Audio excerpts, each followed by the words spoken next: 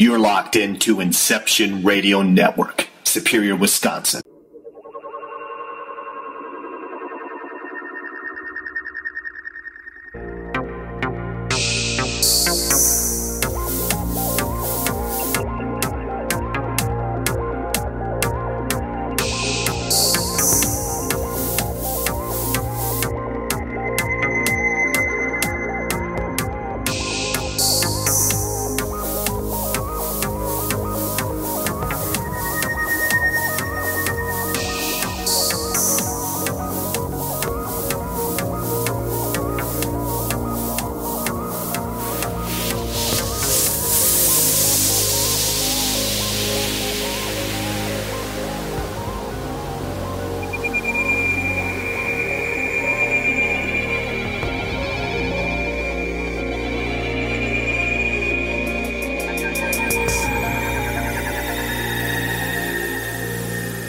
And now your host of California MUFON Radio, Lorien Fenton.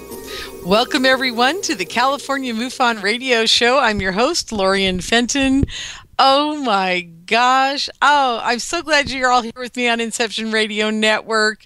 What a wild weekend I had. As you guys can tell, I'm kind of losing my voice. And all I can say is what a wild, wild weekend. And, you know, it was a very interesting experience there being at Contact in the Desert. And that's all I'm going to say about it, because it was just a wild, wild weekend. And I met a lot of people, saw a lot of people that I hadn't seen for quite some time. I had a really good time with Jim Mars, Patty Greer, Stephen Bassett, Robert Perala, who's my good buddy, and my other buddy, Javier Sandoval, showed up, and Lori McDonald, who's a hypnotherapist up here in Sacramento. And, it was the wildest weekend. I think I laughed so hard, folks, that I have bruised ribs from laughing. I swear to you. I'm going to tell you one little part of the story. I was leaving. Now, the differential in my car decided to go out on my way to Las Vegas MUFON to speak. And I'm not even going to go into that whole story, but by the time I got to Contact in the Desert, it was grinding like a mule was a mule screams, or donkey scream. That's what my car sounded like, pulling into Contact in the Desert. So I say to Robert Perel and Javier as we're leaving the desert, and on I don't even remember when we left now, and I said, you guys, we've got to take the shortest route out of here and get me to I-5, because I'm not sure my car's going to make it home. And they're laughing at me. Oh, it'll be fine. We'll be fine. So you know what they did? They proceeded to get us lost. We're lost in the desert. We're out there in the middle, and the sun's going down. And I'm like, where are we? And the only thing I ever saw at one point was Route 66 heading to gosh knows where.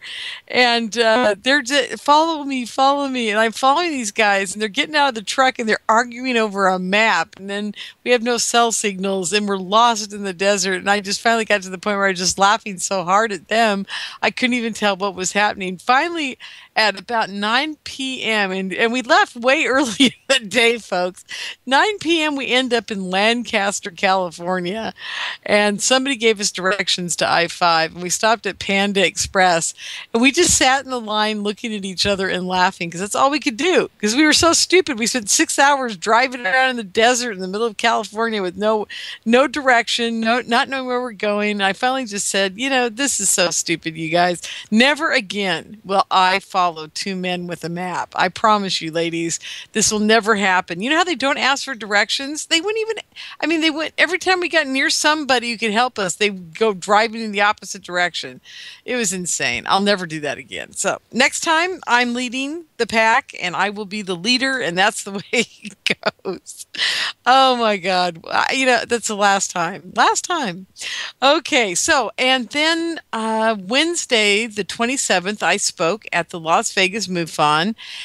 And I hadn't had any sleep. I drove till 7 o'clock in the morning, got a few hours sleep, popped up and went out to the place where I spoke, and I rambled on for 2 hours. I think I bored everybody to tears, but a few people did come up to me and say, "Oh my gosh, that was so crazy. Your life is a wild ride." And that indeed it is, folks. It really is a wild ride that I'm living.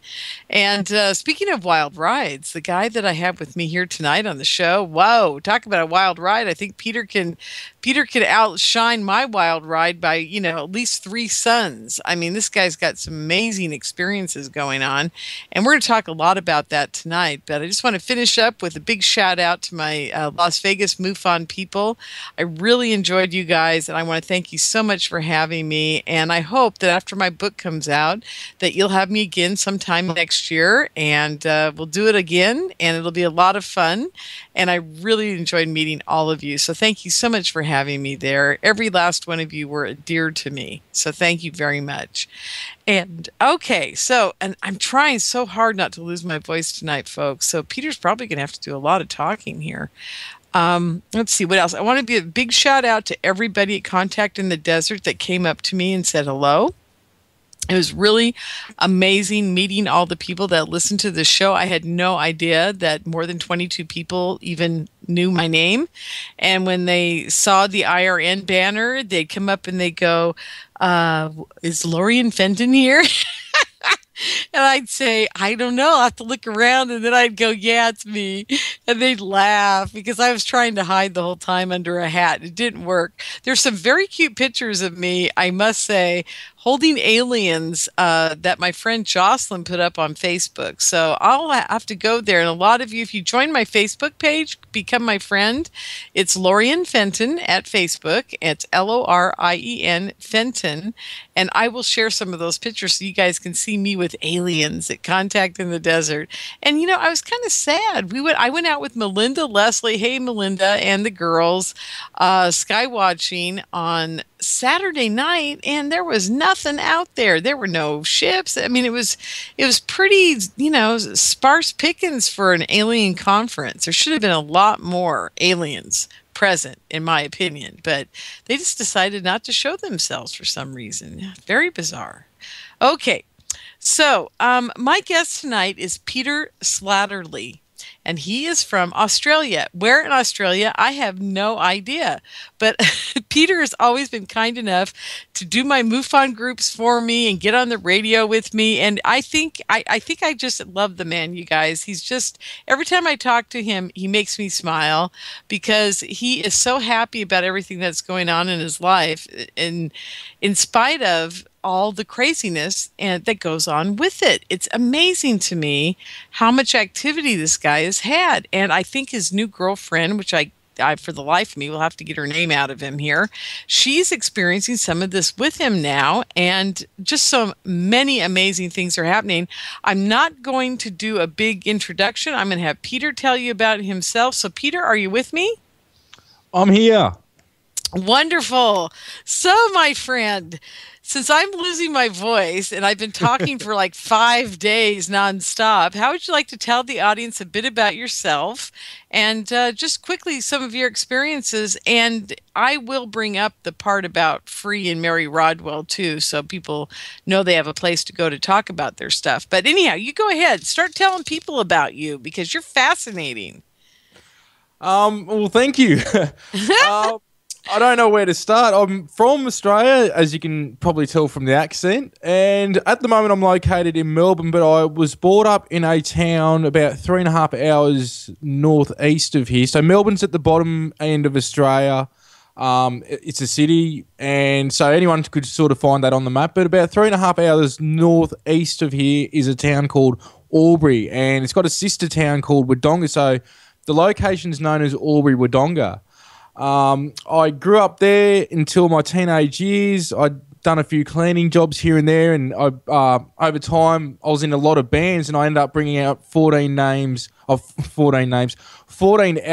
under the name P-Max when I was, I guess you could call it rock rap, and I played all the instruments in that and did a lot of the production in that. I had other producers I was working with, and I moved to Melbourne for a little bit, for a little period, and then went to the Gold Coast, which is sort of like Hollywood on the Gold Coast, we call it over here. Very similar to what you would have over there in California, I guess, sort of even with the weather. But I had a few things happening as a kid. I could remember waking up between the ages of 8 and 12 in a specific home because my parents split up when I was 4, and my mum and her partner got this house when I was around 8. So this is where I I can remember waking up at night to what I call ash-type greys. They look like the greys, but they're not small. These ones weren't. They were about 5. Some of these dudes are about 5 foot and some are 7 foot. And they were sort of like a almost if you ashed a cigarette and you got your pinky finger, your little finger, and sort of dabbed it, you sort of get this, that ash effect. If you can imagine that, but white, that's what these dudes look like and their texture. And, I'd be taken aback waking up to this, and sometimes there'll be light coming in from around the curtain, which I didn't think much of until later years. I didn't equate this to angels or demons or even aliens. I didn't know what the hell I was seeing. A lot of the time I'd put the covers up over my head, hoping these guys would go away. Right. In the later years, but which is really funny, the last 2 or 3 years now, I think, my brother, after being on the news, I'll get into that a little bit later, my brother came forward and said he used to see these guys and they would hold his hand and walk him on the craft, and he's a skeptic. He knows this is real, but he's very skeptical. He likes good evidence. He's very skeptical about evidence, and I like skeptics because they weigh up both sides of the evidence. Skeptics are given a bad name these days. It's debunkers I don't like. Skeptics look at things in a good light, but that would happen. And then at the age of 12, I saw my first craft, which was a disc. I surmise around 3 times the size of a football field, maybe an AFL-sized football field, which is pretty big. And it cut in front of a hill in Albury, in the suburb of Lavington, down that way, called Red Light Hill. And it was like a matte, dark grey disc. There was sort of no... It wasn't like any of the shiny stuff. It was matte. It was sort of no lines or ridges to it. It was just almost like if you see the dump, like when you do weights, if you pull a weight off the end of the bar, like when you're at the gym and put that on its side, it's very much how this sort of thing looked. From that time onwards, I had, a few paranormal things happen in terms of just seeing what I call shadow men. A lot of people do. Sort of objects being moved and that sort of thing, but didn't think much of it till 2004 when I was on the way home with a friend going back to my place where my brother and friends were, and we saw an object probably 4 o'clock in the afternoon that was just a light doing crazy maneuvers, going up and down and circling around, and I pulled up and another few cars pulled up, and at that time was basically when I went in to do the rap thing, and then things had died down until I got back to Albury, and in 2 weeks there was 6 sightings, and I personally saw four of the sightings, and the friend who was with me during a couple of those sightings had 2 sightings of his own. Now, the news got a hold of this footage, and I thought it was just going to be played locally because I was wondering what the hell these lights were, but it ended up getting played nationally over the Christmas break. And that's when a lot of things got busy from there on. But that's just sort of a quick overview of how things build up and who I am. What year were these sightings, and when did this all happen that things went on television and stuff? That was 2010. A lot of people, anybody can go and check it out on YouTube if they go to, just type in Peter Maxwell Slattery in YouTube, or go to petermaxwellslattery.com, and everything can be found there in the media section, or you can go and see the crafts on YouTube. So everything can be seen. That was Prime News. Yeah. So that's one of the major, that's one of the top 4 TV stations here. Right. And it's interesting. Did it look like anything like the Phoenix Lights in Arizona? Because you remember that was a huge flap for us. That was huge. That was huge. Yeah. I actually remember that as a kid, seeing that on the news, but I wasn't into this stuff much, but it wasn't like that. These things, mainly what I see are balls of light. Some of them are around the size of a 2-story house, come down very low. Some of them are up very high, and but some of these things have appeared basically, just a few meters away from me as well. Wow. And when they appear close to you, are they as big or are they smaller? The orbs. It's sort of hard to say. Some of them would be like the size of a bedroom. Mm-hmm. And some of them would be the size of, again, like a 2-story house. Sort of like it gets closer, and you go, yeah, that's like, it's not megally, huge. It's not overly huge, but they're a good size. I've seen structure to some of these crafts. I've been in the crafts, and then some of the crafts are just like a different light, like a really intense white light. And you sort of don't, you can't see anything but light, it's just you look. And the weird thing is with some of these crafts, when they get really, really close, even though some things are it emanates this light and things are lit up, you can really look at these lights and you can look away and your eyes don't hurt with some of them. That's what's really weird, is that, usually if you look at a light or the sun, your eyes, you can still get that after effect where you can't see properly. And I'm not saying this with all of the crafts, but some of the crafts I've been able to look at really close range and I'm fine like that. Absolutely. You know what's interesting? I'm glad you said that, because I wanted to ask you about that, because I know that you've been around these very bright lights. And I was taken to a place, I think I've mentioned this to you when we were doing our MUFON Skype. I was taken to a place of love, and the entities there were all about love. And the light was so bright, but I was looking right at it. No matter what, I may have been in a dream state. I may have been in an altered state. They may have taken me out of my body. I don't know. So what I was thinking, Peters, do you think they're actually taking your astral body into this white light and not your physical body so you don't get harmed? I think it's two-part. I really think it's two-part. I think now more so it is that they will take you some way, or actually your higher self is orchestrating this on some level. Because look, the trippy thing out of all this is, if it isn't trippy enough, is that a lot of the beings I'm interacting with are other facets of myself, and I think that's the case with a lot of people. You do have groups that you interact with. I'm so glad you said that, because I was going to ask you about that tonight, because that's what the conclusions I'm coming to as well. And I just spoke about that on Wednesday night at the MUFON group.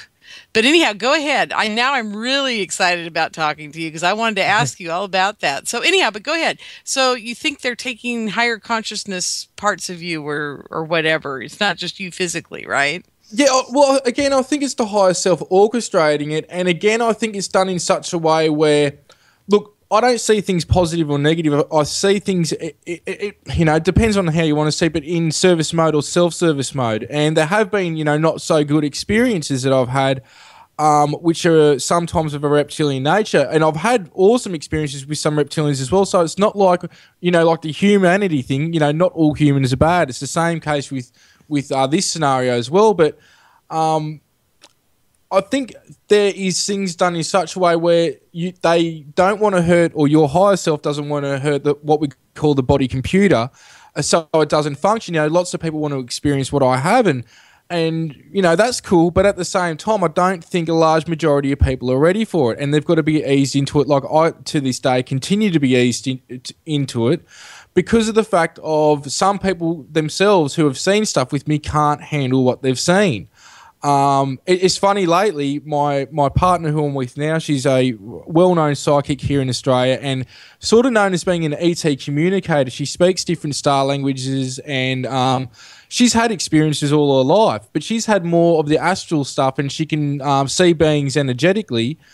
And since I've been with her, I start to get that now, but she now starts to film. I'm throwing her, getting the camera out, and she's filming the crafts with me. So we're getting the crafts each time on sometimes 2 to 4, maybe 5 cameras at a time. Wow. So, it's not a camera playing up.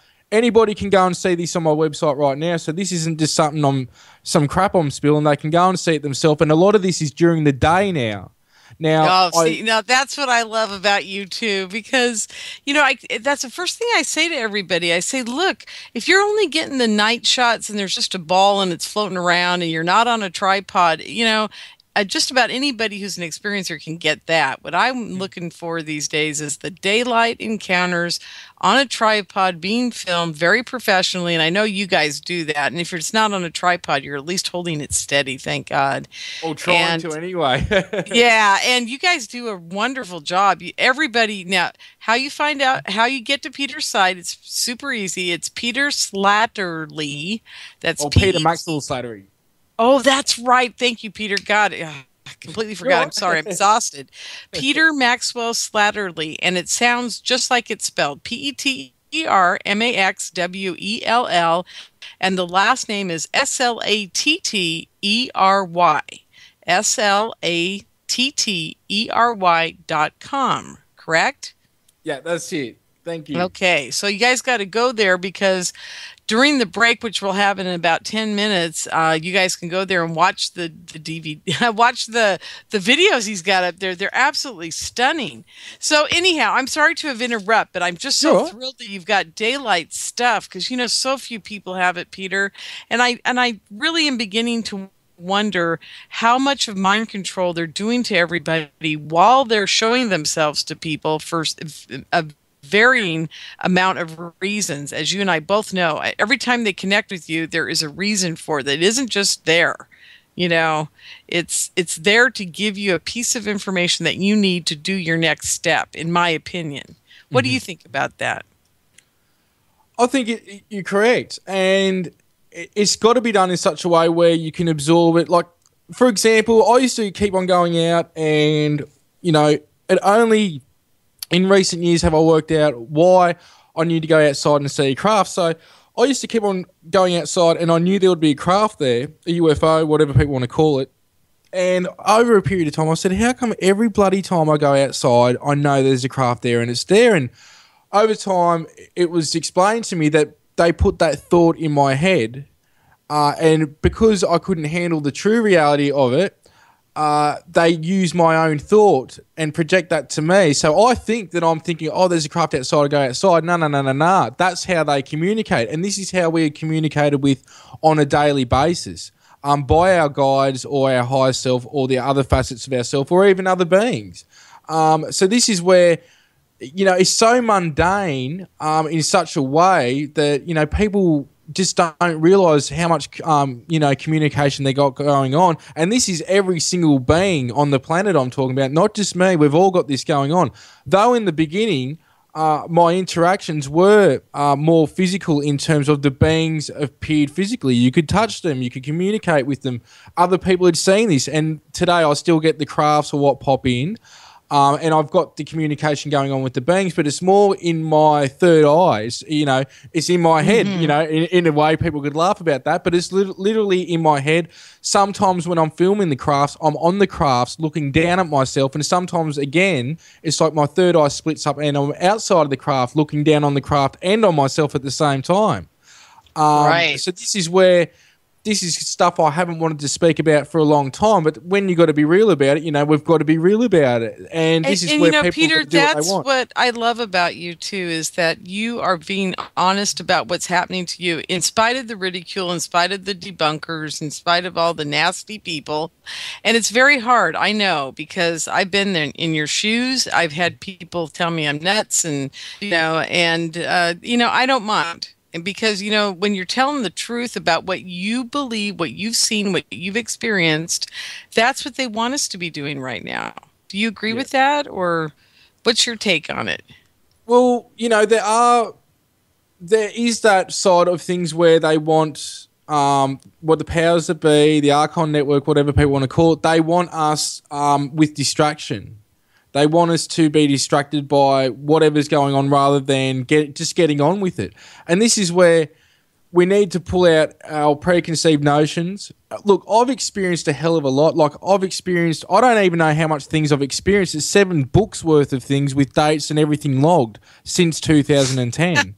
I can just kind of interrupt you one more time. Folks, you've got to buy this guy's books. They'll blow your mind. Everybody in my MUFON group has been ordering his books, and they come to the meetings. They go, Lorien, Peter's got another crazy book. It's so cool. I'm like, okay.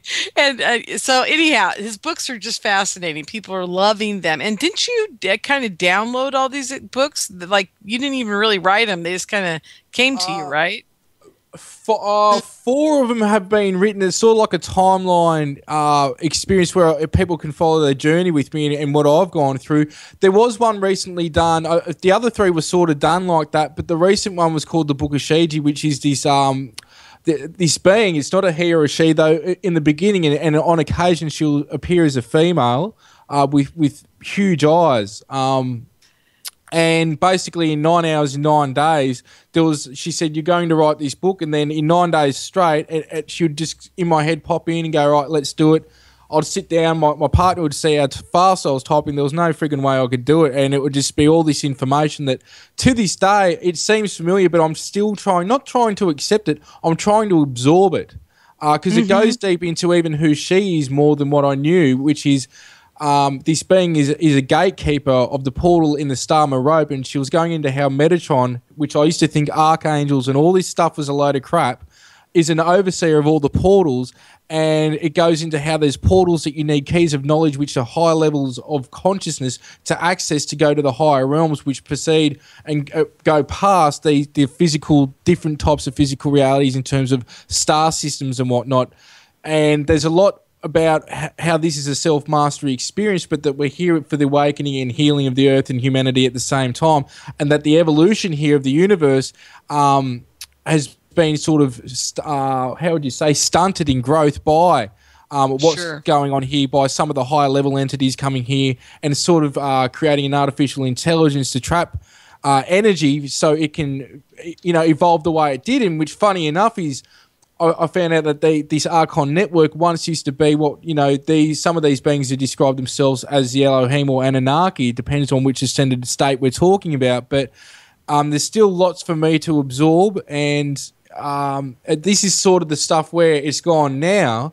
And, it's funny because a lot of people are coming with information that's very similar, or they'll add to what I've got, or it might add to their thing. And this is where I was going into before. I wouldn't have a clue what's going on, but what I do know is what I've experienced, and, it's up for people to be skeptical about it, because I think the problem with society is that people aren't skeptical enough. They believe everything. We believe the Bible. We believe the government. And there's no sort of due diligence here in people disseminating information and really being skeptical about it. Because let's face it, we want to know the truth of what's going on, not just in the universe or with the government or what's going on. We want to know the truth about ourselves. And to do that, we have to accept we don't know it all. And we have to have love and compassion about us, for ourselves and for other people. And when we do that and accept we don't know it all, it opens us up to evolve like we never have before. Yeah, absolutely. And Peter, you're so wise beyond your years. I wish I was as wise as you at your age, because it would have saved me a lot of trouble now, I'll tell you what. But it's still amazing. Get in trouble. Yeah, I'll bet you are. I know it's a lot of crazy things going on out there. Hey, are you going to a conference pretty soon? Are you appearing at one coming up there in Australia? No, I just appeared at the Paracon. My partner, Solrita, spoke there as well. It was in the Blue Mountains. Travis Walton, I met him. He was there, and also Ben Hansen and my good friend Damien Knott, who's on Jaime Sancho all the time. I wish I'd known, because Travis, I just was spending some time with Travis this last weekend. Yeah, and this was about, I'll just look at the calendar here. It was on the 20, so it was about, not last weekend, the weekend before that. Oh, great. Wonderful. I'm so glad you got to meet Travis. Isn't he a wonderful guy? I mean, he's been through something that nobody should go through, because the aliens basically killed him, Peter, and then they decided to bring him back to life. And I can't even imagine how painful that was. Oh, my God. It's that painful, yeah. Like, it's that painful that I don't think he's got, I don't think anyone will be able to understand the amount of energy that went through him. I know. People just don't get it. And I have a clue. Only because I've had a couple of zapping experiences from my energy beings or whoever works with me. And I'll tell you what, man, just that alone made me wonder about him being brought back to life. Oh, my God. It's like the Frankenstein monster appears, So anyhow, we're going to be hitting a break here any second. I just want to warn everybody, because we're going to be cut off. But Peter, when we come back, I'd love for you to start talking a little bit about the different entities that have come to you, and especially the lady with the triangle, the square, and the circle, because that still fascinates the heck out of me. So everybody stay with us. We'll be back in just a few minutes with Peter Slattery. You're locked into Inception Radio Network, Superior, Wisconsin. Don't have a computer? Is your internet connection down? Don't worry. Use your trusty cell phone or landline and call into our listen line at 401-283-6700 to listen to the Inception Radio Network 24/7. Again, that call-in number is 401-283-6700. For the Inception Radio Network, I am MJ.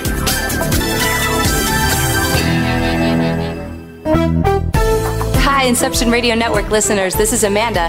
Just a reminder that Inception Radio Network is on Twitter.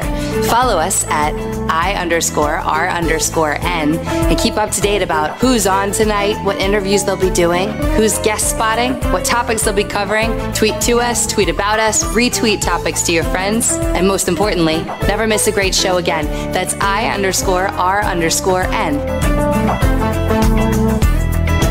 Do you have a smartphone? If so, Inception Radio Network is the best app for you. Available on iTunes, Android, Samsung, and most other app stores. Just search Inception Radio Network. With the app you can listen live, check out podcasts of recent and past shows, view our videos, see what shows are coming up, who the guests are, and, via the chat room, send live questions to those guests. You know it makes sense. Check your app store now. Inception Radio Network. I'll see you there. Hello, IRN listeners. This is MJ saying hello and sharing an awesome secret I discovered. It's called DreamNuage.com. Fresh, raw, organic ingredients are used to create all their products. They are made in very small batches to ensure quality and freshness. Handmade in the USA, each product is created with care and with the finest organic ingredients. There are no preservatives, dyes, or chemicals in any product. Stop by Dream Nuage and relax. That's DreamNuage.com. Simple, raw, organic.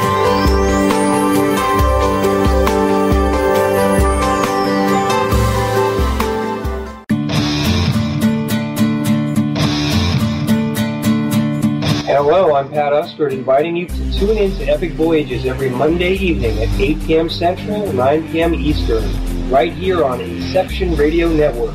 To find out more about Epic and how you can become a member, visit epicvoyagers.com.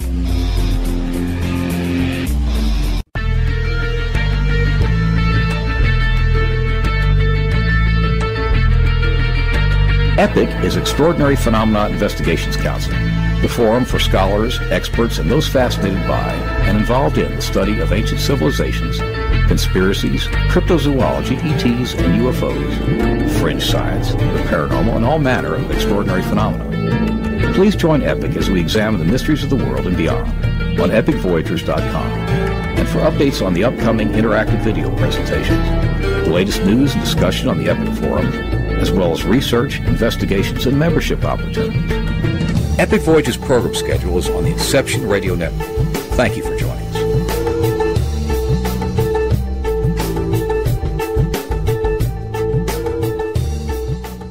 Howdy, this is Joe Mars. I'm inviting you to tune in to Epic Voyages, 8 p.m. Central, 9 p.m. Eastern, Monday nights, right here on Inception Radio Network. To find out more about Epic and how you can become a member, visit epicvoyagers.com. That's epicvoyagers.com. Hello, everyone. Lorien Fenton here, host of the California MUFON Radio Show, asking if you'd like special access to exclusive and amazing information about UFOs, the paranormal, and all things unexplained. If you're nodding yes, then join IRN's Insider Club. As an Insider Club member, you'll get an all-access pass to premier Inception Radio Network content for only $4.99 a month. This includes live UFO and paranormal conferences, live streaming UFO skywatches, exclusive IRN radio and TV productions, and of course, paying radio with MJ and Ken Storch. So don't wait any longer. Visit InceptionRadioNetwork.com and click on Member Login to join IRN's Insider Club and get your VIP access today. Welcome back, everyone, to the California MUFON Radio Show. I'm your hostess with the mostest tonight, with the gravelly voice, sounding like Marlene Dietrich. Coming to you live from Nevada, California. I finally made it home. I'm so happy from the whole weekend, and wow, what a fun experience that was. I got to be with all my buddies and laugh so hard that my ribs hurt.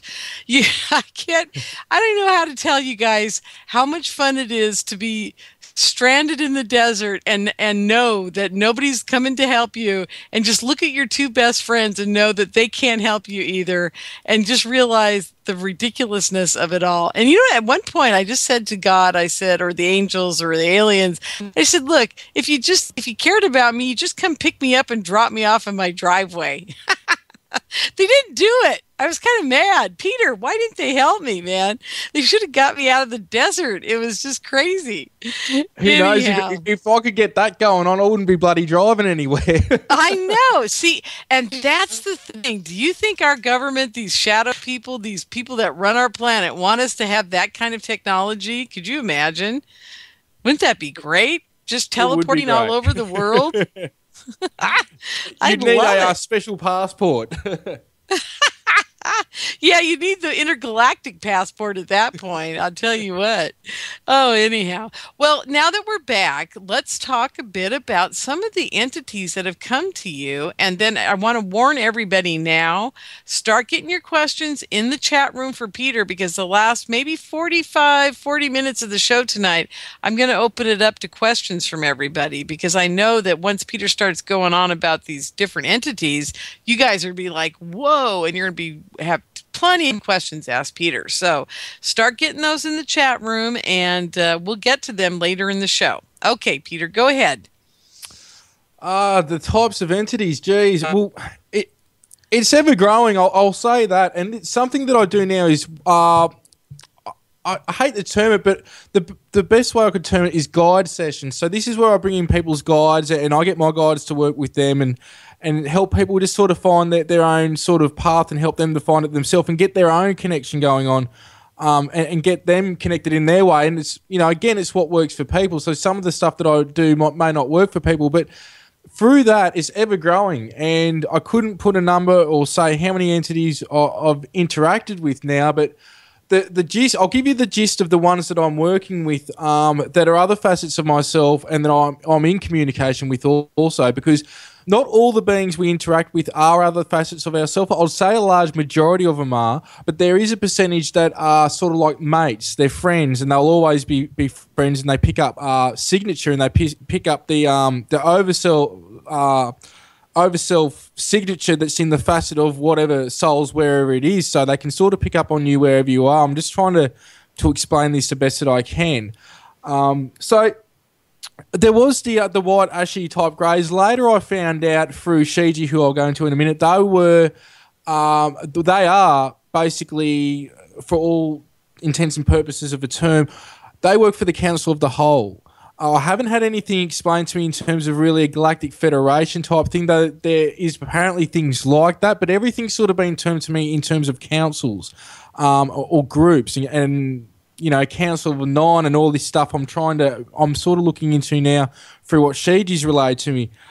These guys are they're made for any vibration, and they can physically appear in any vibration, and they are intelligent. They're not robotic, though they do have a symbiotic relationship amongst themselves, but they sort of just monitor things from the higher self, the oversoul level connected to source. Now, when the experiences started getting trippy was, I think it was summer of 2012 it might have been, or it was 2011, the summer of 2011, I think, in December. I had what's known as, well, they explained to themselves later on, two of them approached me and said that they were the Elohim. But on this one particular day, this being appeared, and the only way I can describe it is like a liquid blue light, like a light, I call it the light blue light being, and you could see parts of it that it was humanoid, but nothing was sort of full on distinct. You could sort of just tell, or it was projecting eyes and slightly hair and fingers and legs, and it emanated a white light.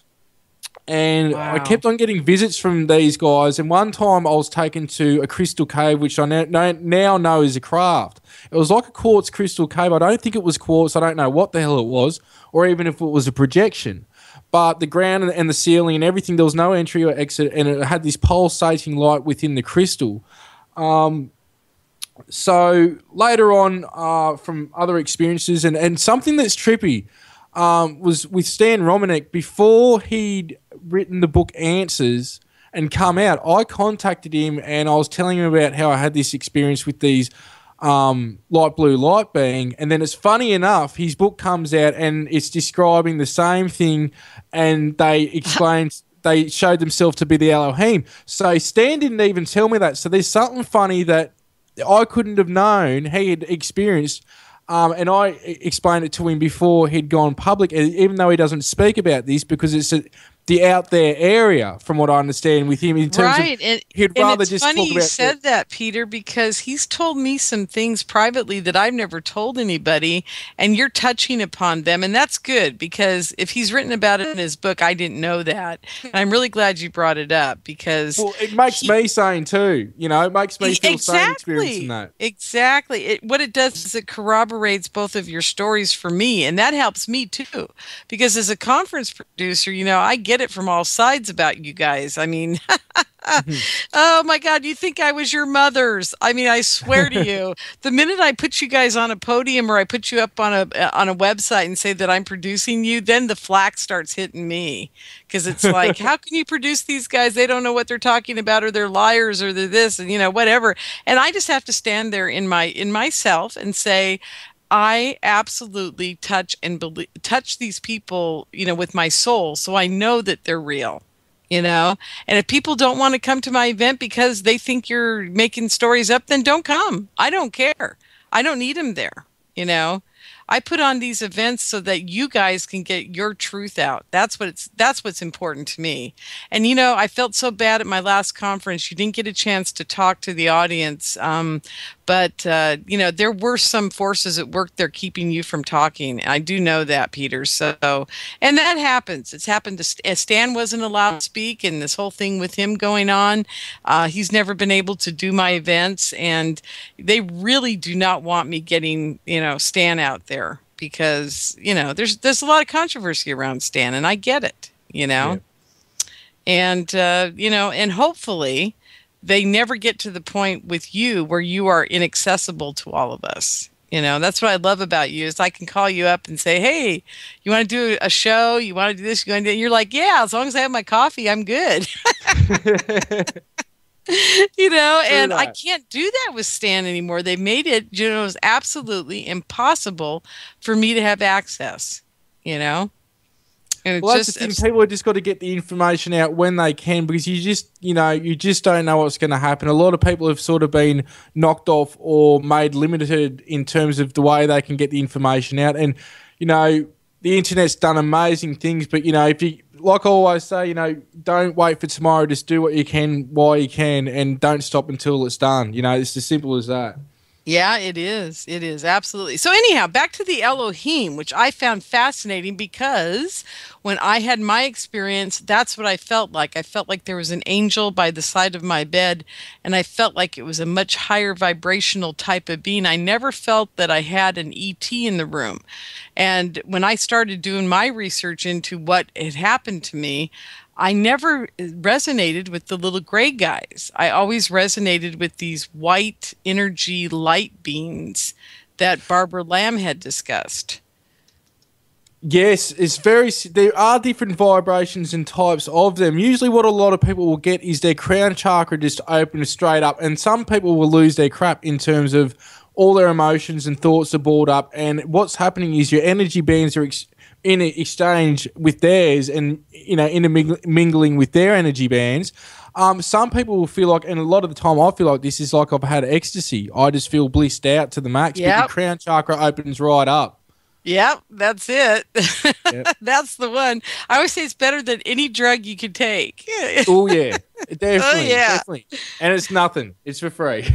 But Shiji, in time, it was revealed to me that she's basically a version of the Elohim, but like not as ancient. She was created by them, and basically she's a younger version in some sense. So she's really, in essence, her true form's a white light with a tinge of blue to it. So she's not as blue as the ones I've interacted with. The ones I do know of, there is portals. Now, it was revealed to me that some are located behind Orion's belt, and in Sirius and in the Pleiades. But what's my understanding now is these areas are portals to the higher realms where these beings actually exist. So the portals to get to these guys is in those areas.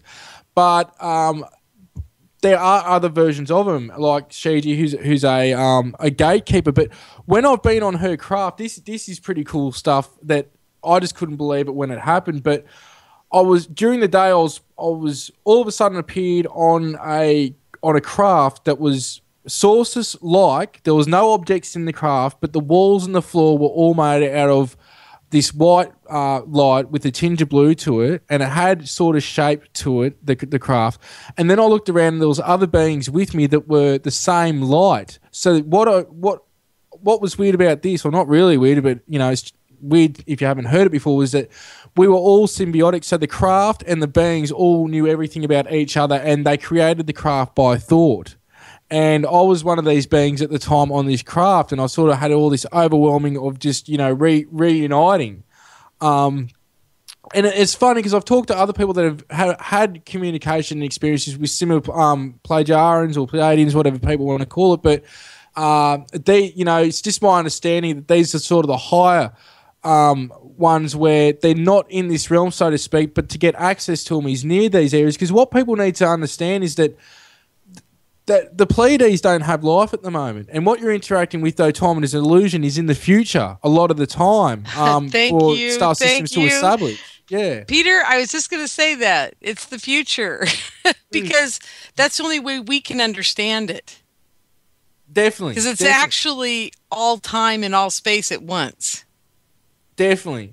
Yeah. And what people need to realise is that they've got a facet of them that actually is an angel too. And this is something that's come to light lately, and others have been speaking about this with me. So, when you hear about your guardian angel, really it's just another facet of you. And these are all different facets. Because here's, the most hardcorest plane you'll come to, and nobody's higher or better than anyone else. We all emanate and come from the same vibration and from the same place.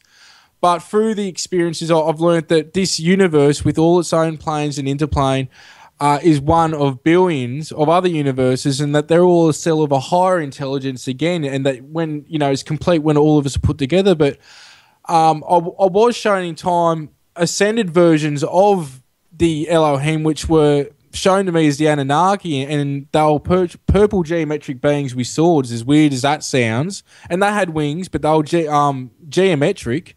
And there was hundreds of thousands of them. Other types of beings I've interacted with are different types of reptilians. There's been the Draco reptilians, but I haven't seen them how most people see them. I've seen them sort of more as shadowy type figures. I have seen them as a green type colour, but not this typical type one that I hear other people talking about as white reptilians.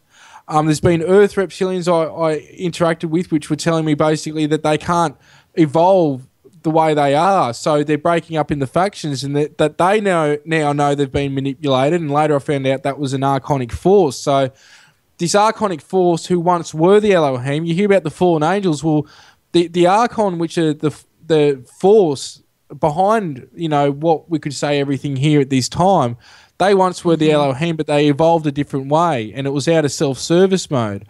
There is a little reptilian grey I've interacted with before, and I'll tell you what, I didn't sleep in my bedroom for a year after an experience with this thing, and I just had gone to bed. I hadn't even fell asleep yet, and through the street lights, through the curtains, looking up, I could see this yellowish eye, and the thing would have only been 4 foot, something like that, with a huge head, and it was, had scales on it from what I could tell, and next minute the thing turned into smoke and disappeared.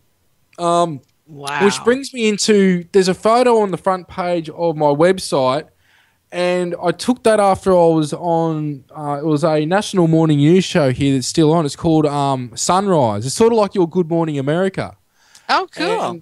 a couple of days after I was on that, at night time, or it might have been the next night, I can't remember exactly. It's all in the books anyway, but I was getting knocks around the house, and these buggers have a strange sense of humour, especially the Orion Greys, which aren't grey, they're brown, and there's different types of them. You know, I was just getting knocks, and it just sounded like somebody was breaking in, but I went outside and no one was there, and I took a photo, and what is on the photo I found a few days later or a few weeks later is exactly how some of the beings in the crafts appear, which are like apparitions. Mm-hmm. Anybody can go and see that themselves, and a lot of the times... And where are these pictures exactly on the page? Because I'm there right now. I want to look at on the front page. Just scroll down, and I think it's photos by Pete. It might be. Oh, there we go. Oh, yeah. Yeah, the darkish one is that what I'm talking about there. You can see Gray's face in it, and there's sort of beams of light coming down, and there was no fog, there was no smoke, there was no nothing. But a lot of, people have experienced this with me too, but when, we do CE5 or whatever people want to call it, or the crafts can, even in the house when the beings walk around, and people have witnessed this in my home, they appear as apparitions sometimes. So, for example, we could be outside and all of a sudden the temperature will change by like 10, 15 degrees or more, and the environment will change. The sound of the environment will change, and you could walk about 50 metres, look back, and you could see like an apparition of a craft. And then as you walk into it, you can see the beings. There's been nights my partner and I have woken up and there's been beings in the room, and you can see that a craft has landed on the bedroom, which I didn't want to speak about for a while, but then I found out that Native Americans have a very similar idea, and they say very similar things in terms of, when you have experiences, you may not be pulled to another star system or to a mothership or whatever, but sometimes the crafts will land on you and vibrate you into their vibration and then vibrate you out and just put you back on your bed. Exactly. So, yeah. There's a lot to it. I know all about that. But Peter, I got to ask you a crazy question. I've asked this at my conferences. Do you vibrate from your bones out? Do you feel that vibration? No, I just get this almost, how does it I just feel? vibrate all over. Yeah, exactly. I tell people it feels like the insides are vibrating outward instead of like, how when someone's touching your skin and they'll vibrate it, it doesn't feel like that. It feels like your insides are vibrating. It does. It's almost like, I don't know. It's like as if the space and time around you, if you were in like a type of egg or your own Merkaba, which it most likely is, interacting with something else or whatever. Right. It's like as if you're in your own environment, and space and time, though we think it exists, it's like suspended. We're exposed to the real reality of it, and with that comes a vibrating. Exactly. I don't know. It's a good way to probably put it inside out, but I just haven't been able to still find words to exactly explain it. I know. I don't know how to explain it either. It's the weirdest sensation, and I don't know. I'm still trying to come up with a way to describe it. But when I have described it at different conferences, a few people raise their hand and they know what I'm talking about. So there are those of us who have figured out that they're actually vibrating us into another dimension and then just vibrating us back.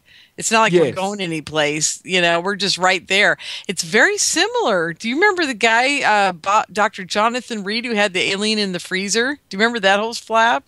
Yeah, yep. Yeah, do you remember when he said when he put on that bracelet, he would just vibrate into another dimension and people would just see him disappear? Well, I'll tell you what, one thing that got me I only saw that for the first time I knew of Jonathan Reed for a long time and about his story, but I only saw that video lately. Now, there have been times that what he describes is what's happened when I've been pulled, which is where they've teleported me a certain way, and it feels like I'm going down a roller coaster, and there's this like pain in your chest, and I freak out.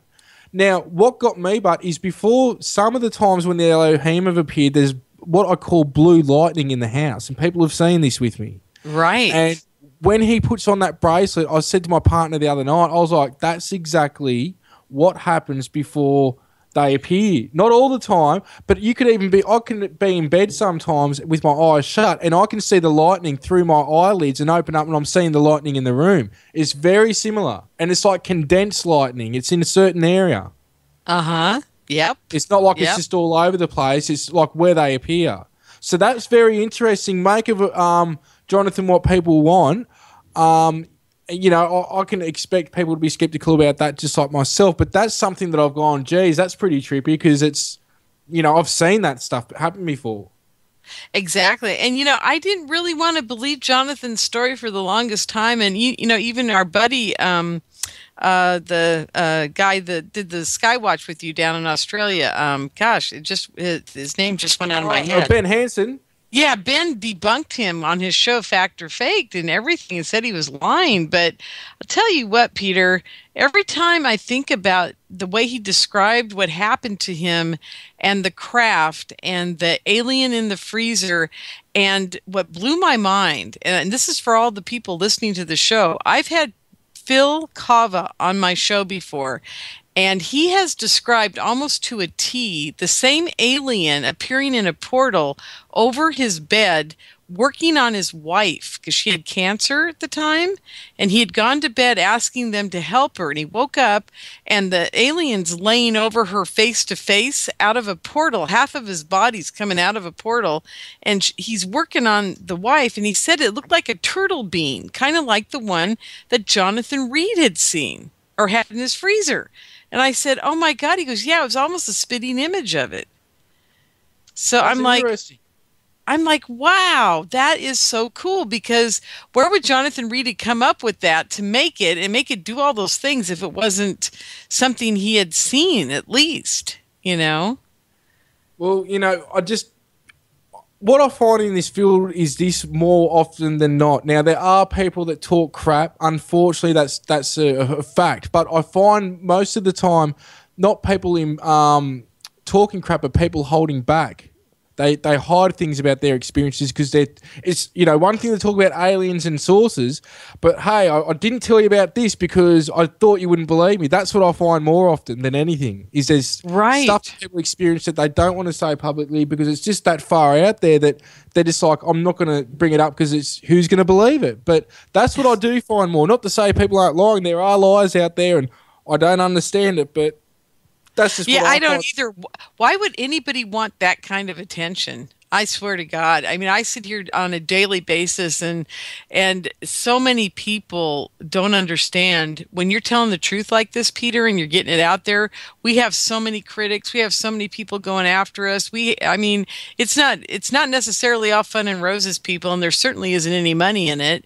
There's enough to get us by if we need to, but it's never like one of these things that I would say to you, oh, Peter, you're such a great guy. You should go out there and get on the circuit and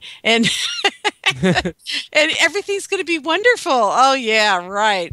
If I ever said that to anybody that comes to me and says, well, will you help me or whatever, I'll just look at them and say, don't have anything to do with this community, because it'll chew you up and spit you out, basically. Oh, yeah. Yeah. No, I agree. And, it's the most testing times continually for myself as, I go into this. It doesn't stop in terms of, it's good and it's bad. It's just the way life is. I get just as much ridicule. I've lost jobs because of this. I've been ridiculed. I've had military crap go on. I've lost friends. I've lost some of my family. I've just, this is what happens because people's paradigms are broken. And at the same time, you threaten their way of life. And I haven't tried to preach my crap on anyone. I've just tried to tell what I've experienced, and it's up to people to make of it what they may. Because I understand where they're coming from. I know how much my paradigm continually is shifted, which is why I tell people I don't care if they believe me or not, because it's hard enough for me to believe, a large majority of what I've experienced. Absolutely. When I talk to people, I say to them, this is what I thought happened, and it's probably what was going on, and I have no idea if it really did happen this way or not, but this is the way I interpreted it. That's the only thing I can say to them, because I don't know. I don't want to get up there and say, this really happened, because who knows? Maybe they planted all this in my head, and it's not real 3D stuff, but it was for my mind to comprehend. Yeah. It's multi-layered. Okay. It is so multi-layered, it's beyond belief. And with that having been said, it's time for our second break, folks. So we'll be right back with Peter Maxwell Slattery. please go visit his website. It is absolutely fascinating. Tons of stuff. And he has a radio show, too, that you can listen to as well. So, there you are, folks. We'll be right back.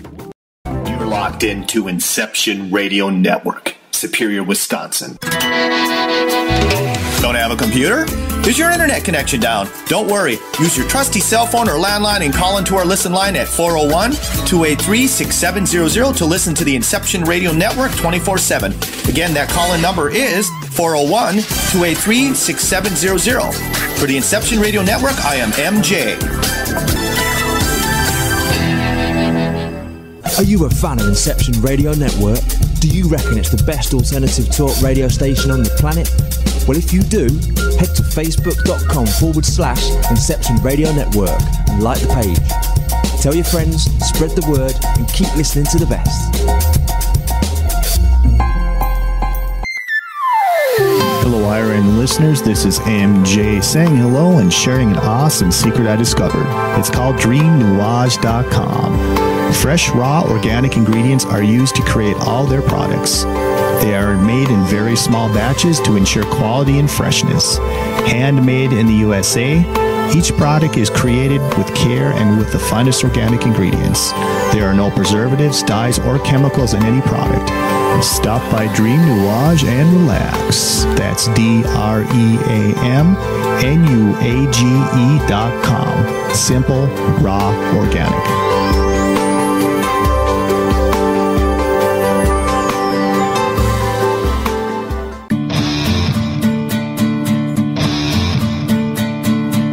Hello, I'm Pat Usford, inviting you to tune in to Epic Voyages every Monday evening at 8 p.m. Central, 9 p.m. Eastern, right here on Inception Radio Network.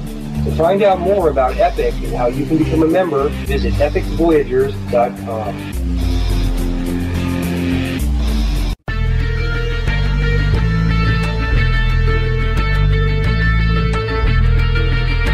EPIC is Extraordinary Phenomena Investigations Council, the forum for scholars, experts, and those fascinated by and involved in the study of ancient civilizations, conspiracies, cryptozoology, ETs, and UFOs, fringe science, the paranormal, and all manner of extraordinary phenomena. Please join EPIC as we examine the mysteries of the world and beyond on epicvoyagers.com. And for updates on the upcoming interactive video presentations, the latest news and discussion on the EPIC forums, as well as research, investigations, and membership opportunities. Epic Voyage's program schedule is on the Inception Radio Network. Thank you for joining us.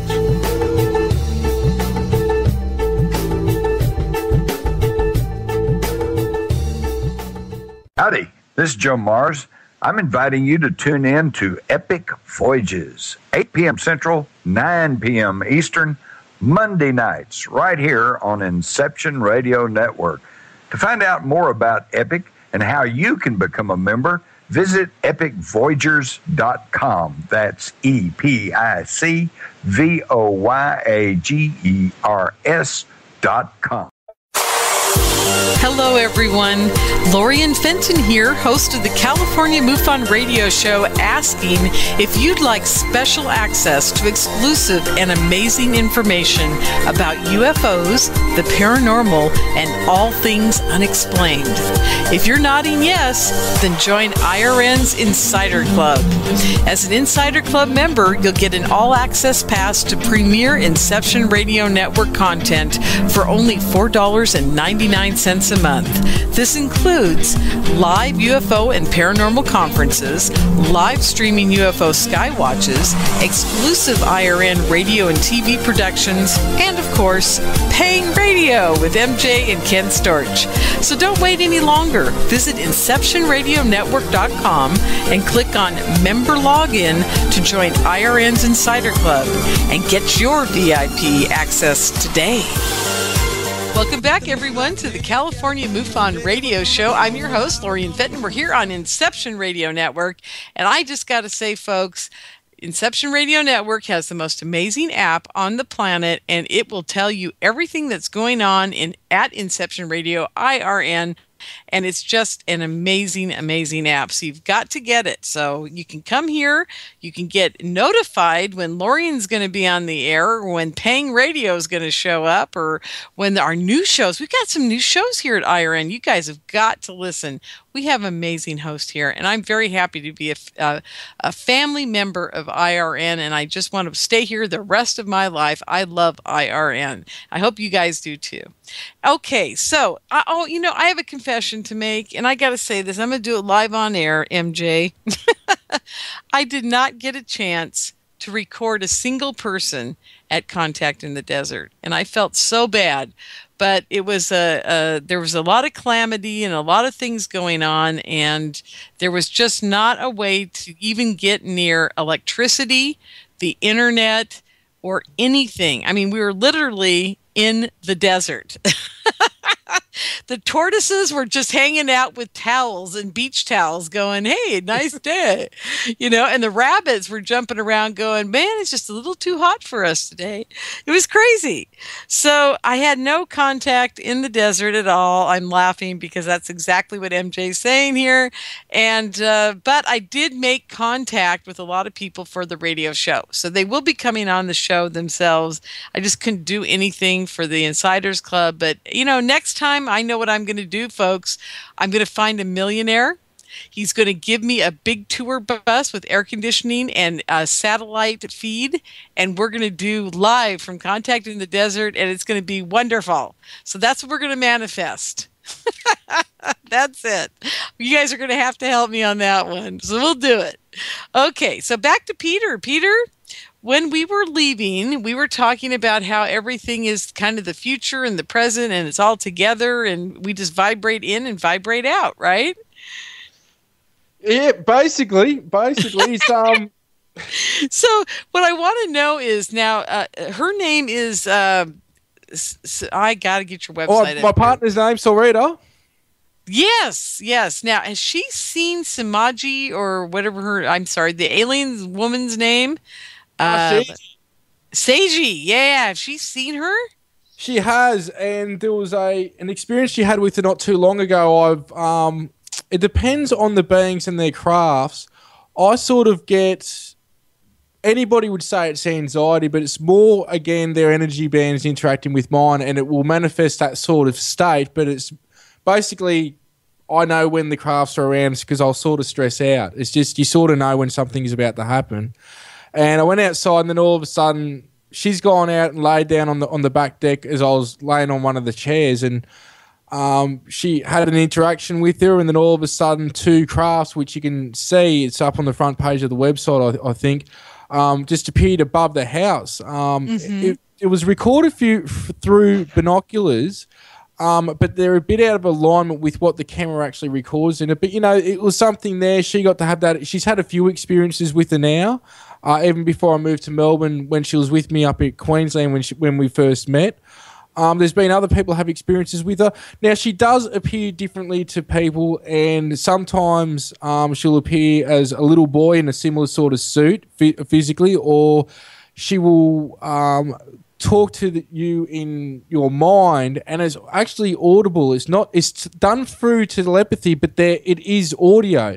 The way I describe this, I actually had David Sarita on the show lately, on my show, and he and me talked about how similar it was, because he had experiences with Pleiadians as well, Pleiadians, however people want to term this, and it was very similar. As I said, that it's more like somebody shoved a speaker in the middle of your brain, and they're talking through a microphone, and the sound vibrates out through your brain to your ears. It comes from inside your head out.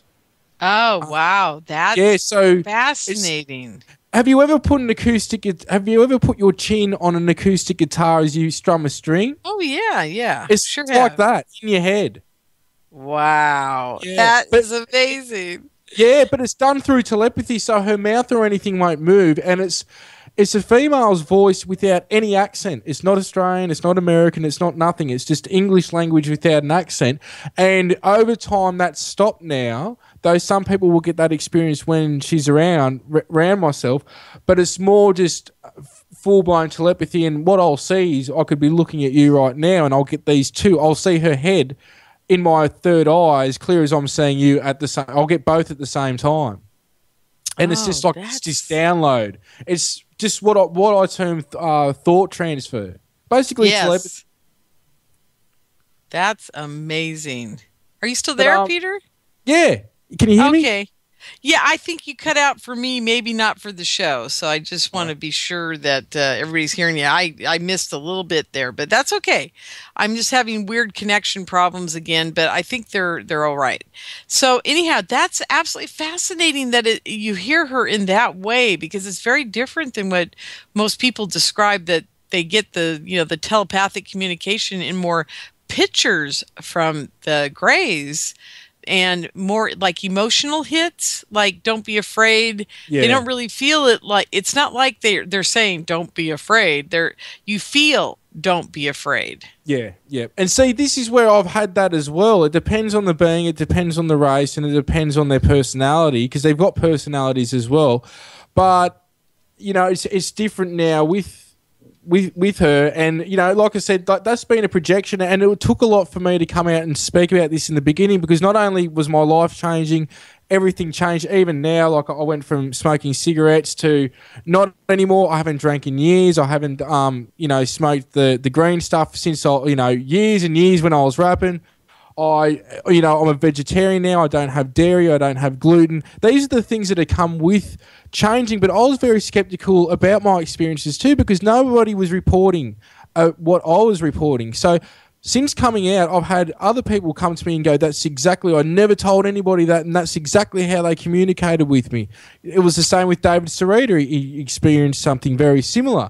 Right. Now, how do we know the intentions? And like I say to the people, I have to go by the fruit from the experience about their intentions, because I have been lied to by Shiji, but it was to understand a greater concept later on.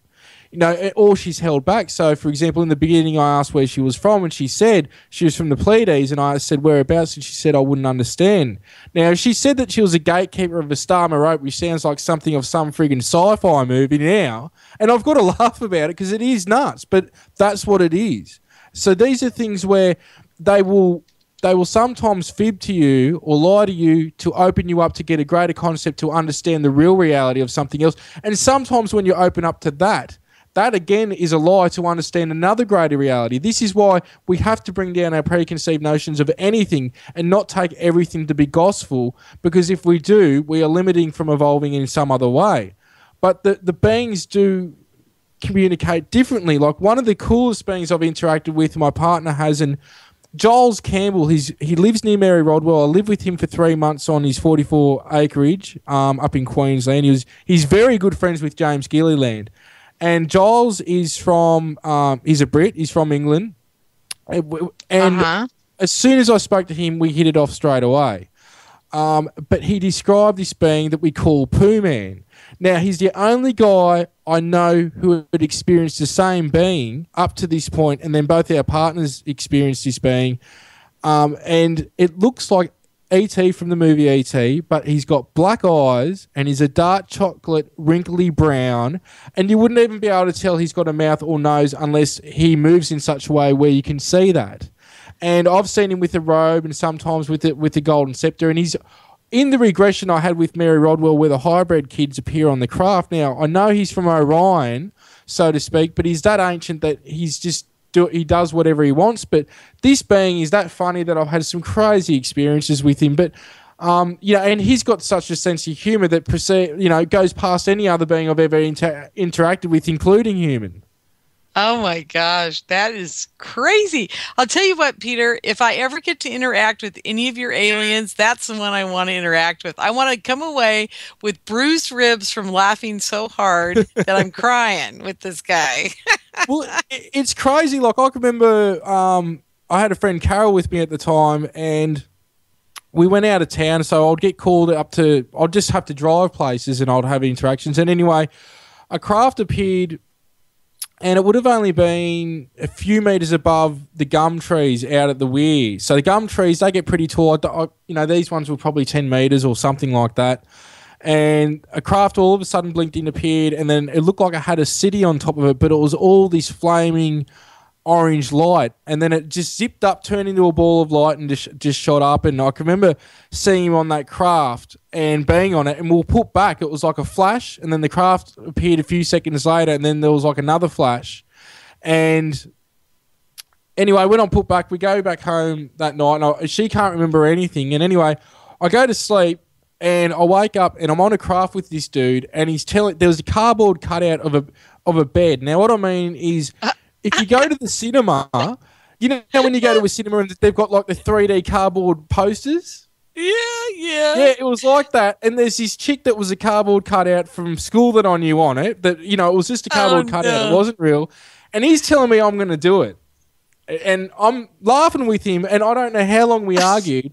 He's looking at me going, yeah, you're going to do it. And I'm like, there's no way in hell I'm going to do a cardboard cutout. And we're going back and forth. And I wake up in the morning, and I go into the room where my friend was staying, and I said, you're not going to believe what happened last night.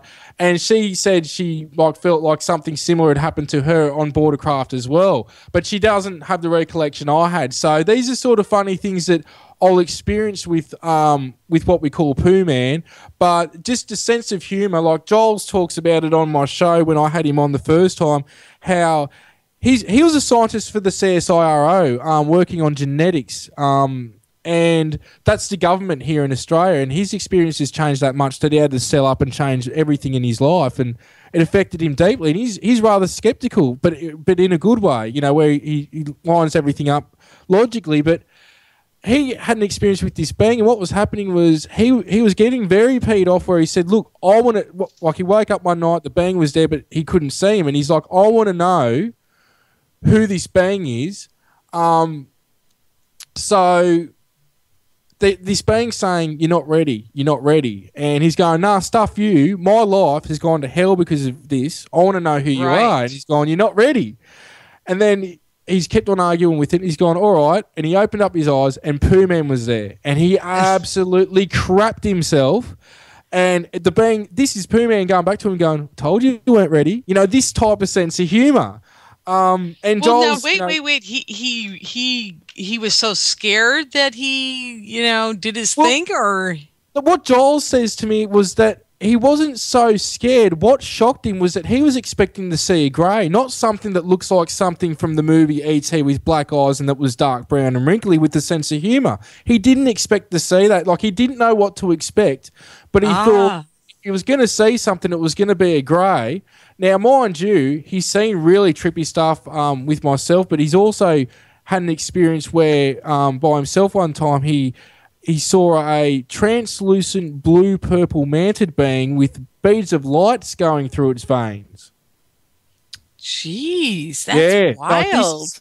You talk to Giles, and this is just crap that, like the Pooh Man, you can't make this up. I haven't heard it anywhere. This is stuff where you tell this to people, I haven't heard anything like it. And when he told me that, I was like, that's pretty awesome, because he didn't get a bad or good feeling. He was just sort of tripped out of, you can't make that up, can you? You know what I mean? Like a translucent but manted with beads of lights in his veins. And he did come across one lady that had photos of something similar that looked like it was more etheric, with a console and a craft at a Nexus conference, which blew his mind out. I know what that is. That's Dorothy Isaac.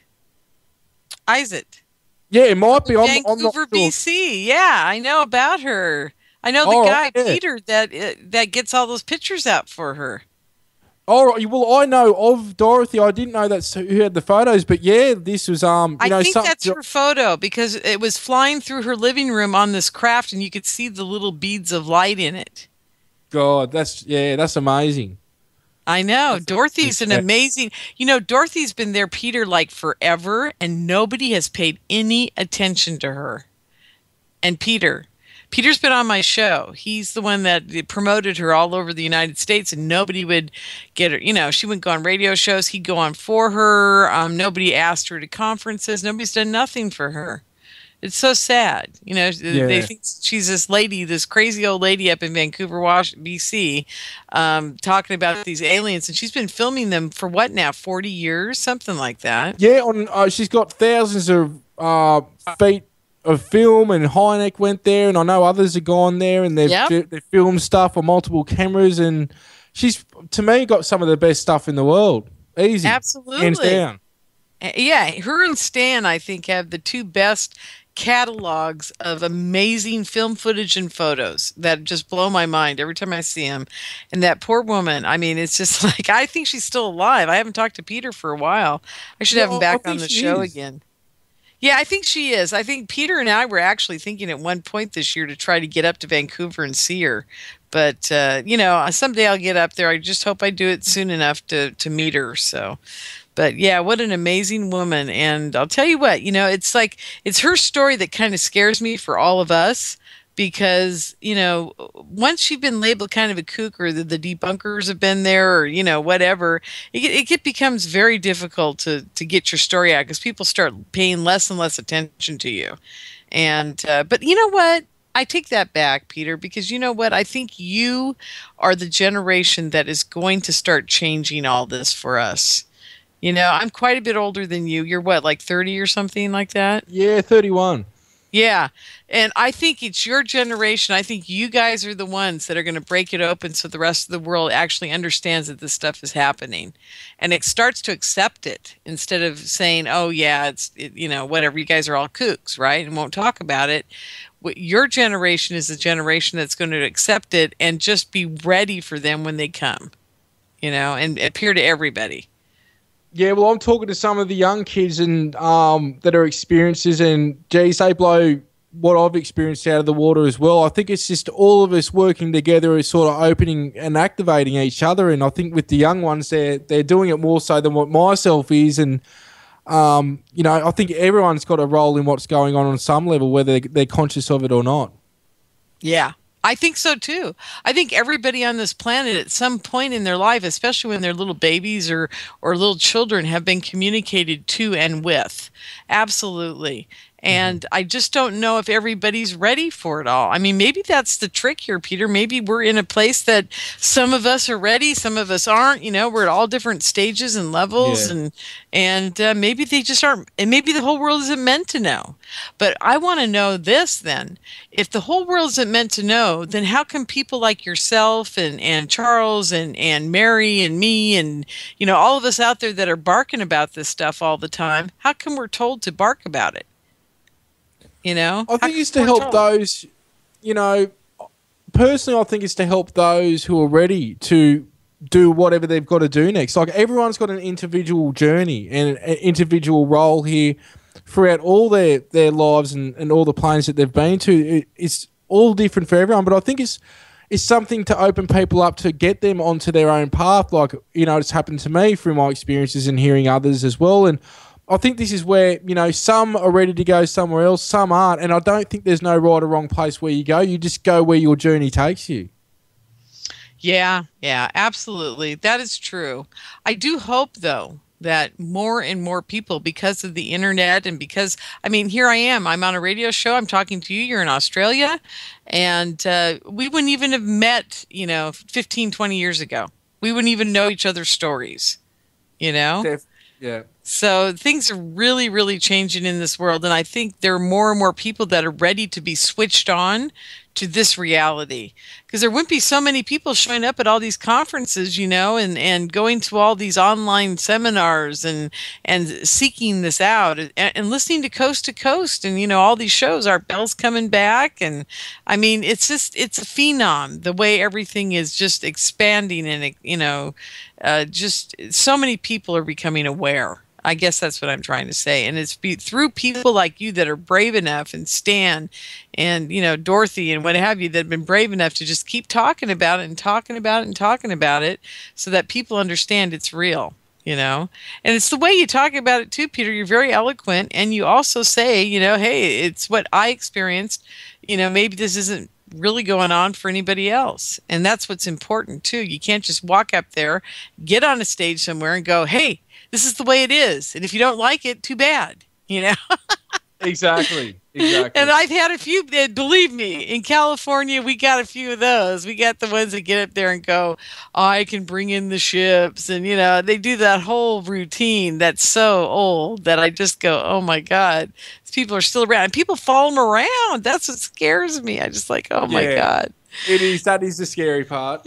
Yeah. That's what's refreshing about you is I don't think people follow you around, or you're not putting on big workshops where these people are supposed to like commune with you and bring down the ships, right? I mean, are you doing that? I shouldn't say we do anything. see E5 and that, but like I say to everyone, it's got like nothing's going to happen if your intention's not right, and it's not summoning, it's meeting them halfway, and you know, if they rock up, they rock up. If they don't, they don't. It's like you asking me to come on this show. It's like either I can do it or I can't. You know, this is where it's a two-way relationship, and that's just the way it is. It's nothing else. I hate people, you know, you hear about these UFO summoners and then people say that I summon them. And it's like, no, that is not the way it is. It's meeting them halfway and teaching other people to find their own method by connecting with their own higher selves to find a way what works for them, because everyone's got this communication dialogue going on. It's just differentiating between your thoughts and their thoughts. That's the problem. Yeah. Yeah, absolutely. And when I'm on your show, which, by the way, folks, Peter's asked me to be on his show, I insisted he do it. So that would be awesome. I'd love it. He didn't have a choice, folks. I made him do it. So, but I'll tell him the story about how I was going to quit and then what happened to me after that. See, every time you try to get out of this business, Peter, I mean, and I call it a business only because that's the only word I can come up with for it. You try to get out, and man, I'm telling you, they get onto you faster than, you know, it's like, no, you're not going anywhere. You're part of this our whole plan. You know, I feel like I'm a pawn on a chessboard. Absolutely. Yeah, it's happened. I've tried to leave a few times, and then all of a sudden you have an experience, and things get threefold or fourfold more intense in terms of the workload and everything else. Exactly. That's exactly what happens. And they say, oh, too bad. Now you got to write 3 books. Yeah, exactly. And you've only got like a month to do it. And here's they've given me a deadline. They said your book has to be done by the end of August. I'm like, oh, Jesus, are you serious? Like, I got time to sit and write a book, right? But hopefully they'll give me what they gave you, and that's called super penmanship, and I'll just be able to zip through it in no time, you know? Yeah, you never know. Yeah, gosh. And, you know, I really don't like the way they're treating us. I'm ready to start a union. How about you? Well, I think the first thing I want to do is slap one of them and go, now it's your turn to go down there and do that and see how you like it. Oh my God, would that be funny? Oh my God, that'd be a great comic for your book cover. It's your turn now, buddy. Okay, well, we've got a couple minutes here before our last breaks. Okay, here it is, you guys. Here's your big moment. We're going to have 30 minutes of questions from the audience. So you guys got to get those in there. Get into the chat room. Get your questions in there. It's real easy to get into the chat room. You just go to InceptionRadioNetwork.com, click on the big chat button, and sign in as a guest, or you can sign up as a member. It doesn't matter. You can get in there anytime and just say, hey, here's my question for Peter, and make it in capital letters so that I can find it, and I will read it out to Peter, and he'll answer. So at least he'll answer to the best of his ability. Right, Peter? Definitely. Good. And one last thing. Gosh, okay. I'm going to say her name wrong again, but I'm going to do it now. It is Shiji. Shiji was wearing an outfit where she had a circle, a triangle, and a square on it, right? Yeah, there was a heap of them. There were how many? Heaps of them. Like the whole, from the shoulders down, it was all over the whole thing. Oh my God. Were they 3-dimensional?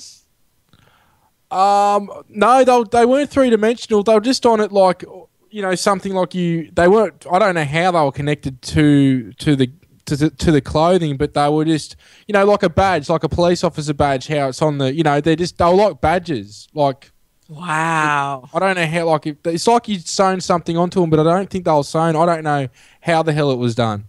That is a trip. And we're going to talk about that, folks, when we get back, because I had the triangle, square, and man, it just blew my mind when Peter said that last time I talked to him. So we'll talk about that when we come back. We'll be right back. You're locked into Inception Radio Network, Superior, Wisconsin. Don't have a computer? Is your internet connection down? Don't worry. Use your trusty cell phone or landline and call into our listen line at 401-283-6700 to listen to the Inception Radio Network 24/7. Again, that call-in number is 401-283-6700. For the Inception Radio Network, I am MJ.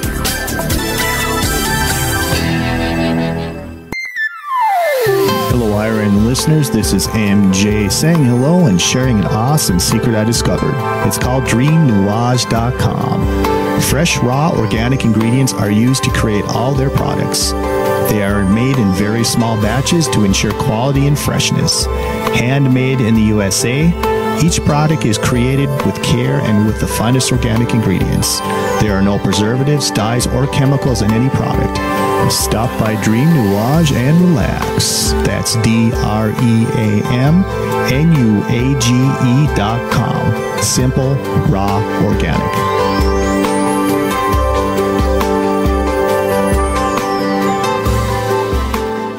Do you have a smartphone?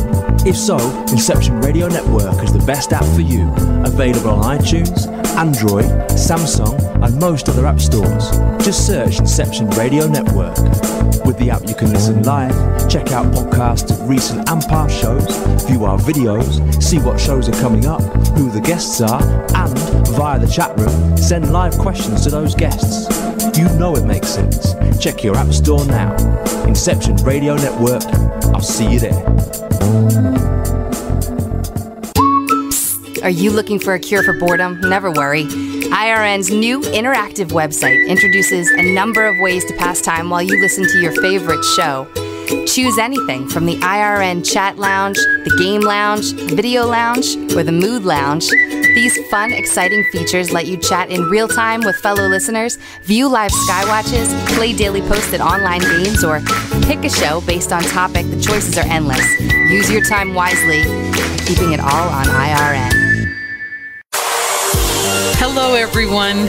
Lorien Fenton here, host of the California MUFON Radio Show, asking if you'd like special access to exclusive and amazing information about UFOs, the paranormal, and all things unexplained. If you're nodding yes, then join IRN's Insider Club. As an Insider Club member, you'll get an all-access pass to premier Inception Radio Network content for only $4.99 a month. This includes live UFO and paranormal conferences, live streaming UFO skywatches, exclusive IRN radio and TV productions, and of course, paying radio with MJ and Ken Storch. So don't wait any longer. Visit InceptionRadioNetwork.com and click on Member Login to join IRN's Insider Club and get your VIP access today.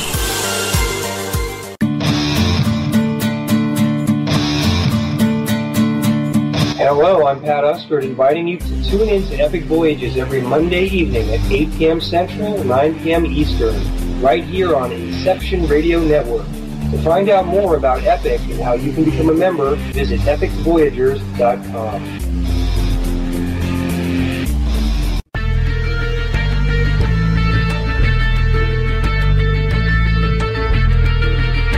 EPIC is Extraordinary Phenomena Investigations Council, the forum for scholars, experts, and those fascinated by and involved in the study of ancient civilizations, conspiracies, cryptozoology, ETs, and UFOs, fringe science, the paranormal, and all manner of extraordinary phenomena.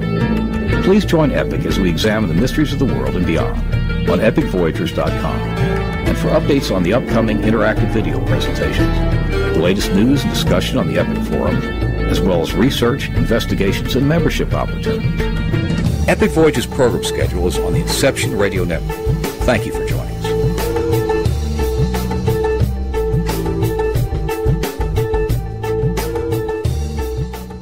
Howdy, this is Joe Mars. I'm inviting you to tune in to Epic Voyages, 8 p.m. Central, 9 p.m. Eastern, Monday nights, right here on Inception Radio Network. To find out more about Epic and how you can become a member, visit epicvoyagers.com. That's EPICVOYAGERS.com. Welcome back, everyone, to the California MUFON Radio Show. I'm your host, Lorien Fenton, and we're here tonight with Peter Slattery, and we're having just an amazing evening. And I love it when Peter comes on my shows or does my MUFON group or whatever he's doing. We have such a really good time. He's a great soul and good human being. And what I love about him, folks, is he's half my age and he's twice as smart. So we got to give him all that. So anyhow, we got great questions for you tonight, Peter. So the first one we're going to start out with is from Durhuff in the chat room, and he says, Lorien, does Peter have any stories of Aboriginal tales of contact that mirror any of his experiences? Over here they talk about the Min Min lights, which are balls of lights. Now I have seen them. And also what's really trippy is I wasn't writing this book, but I put it into the book Operation Starseed. I went up to go and see Damien Knott, who's apparently, I think he's got the most footage in the world. He lives in Sydney now, and he's been on Jaime Maussan's show a lot of times with footage that he's getting. Yeah. I actually put up his presentation lately, and we're very, very good friends. I went to go up there and see him. We had like 40 sightings in like 2 nights. It was friggin' ridiculous. Anyway, I drive back home 7 hours, and within a day or two, he'd gone up, what's it called? It's a mountain. It's in the book anyway, but he's gone up to this national park mountain area. I think it was Mount Cooler or something like that. I can't remember. It's near Dunedoo. Anyway, he sends me a photo of a plaque up there which talks about 7 beings of light which went to the Pleiades, and seven females that turned into lights or something and became each star in the Pleiades, which is the first friggin' time I heard anything about the Pleiades and the Aboriginals. And then I have Stephen and Evan Strong on the show who do a lot of work on the Egyptian and Australian connection and the Pleiadian connection. They've got lots of people sort of in the Ancient Alien sort of crew working with them behind the scenes that are into that type of area. I think they're doing a talk with Michael Tellinger at the moment, and look up Stephen and Evan Strong, the most amazing work which puts every single history book in the world out of whack. Basically looking at what's going on here in Australia before anywhere else, and just the amount of knowledge the Aboriginal people have. But, you know, besides those things, I haven't heard much else, but to me that's mind-blowing enough. Yeah. Wow. But sort of, you know, they're a show within itself, but that's just sort of a quick overview for everyone. That is trippy. Cool. Yeah.